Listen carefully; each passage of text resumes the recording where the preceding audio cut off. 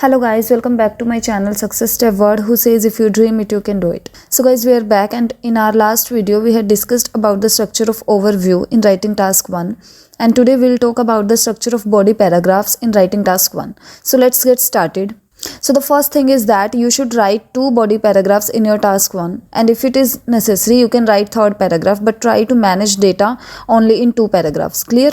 Now moving further, as you all know that body paragraph contain detailed information about given task such as dates, numbers and all statistics, comparisons and all. Clear? So now the question is how to start a body paragraph. You can use a number of words, phrases to start a body paragraph, such as in the initial step, initially, or you can start with time such as in 2000, presently. So these type of words or phrases you must use in the starting of your paragraph.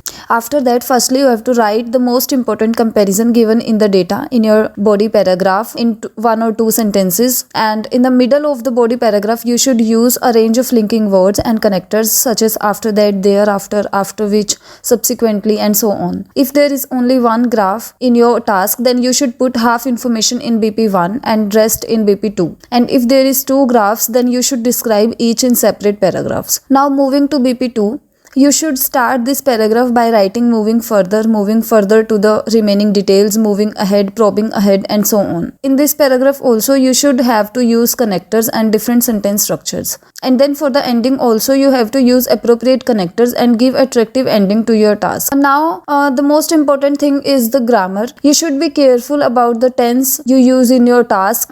For the grammar portion I'll make the separate video. So this is all about BPs. In the upcoming videos we'll talk about the grammar parts, sentence structures and several other things. Clear? So for watching those videos, stay tuned with us, and if you haven't subscribed the channel, please subscribe it and press the bell icon to get the notification of our upcoming videos, and please don't forget to like, comment and share. We'll meet in the next video. Till then, thank you so much for watching.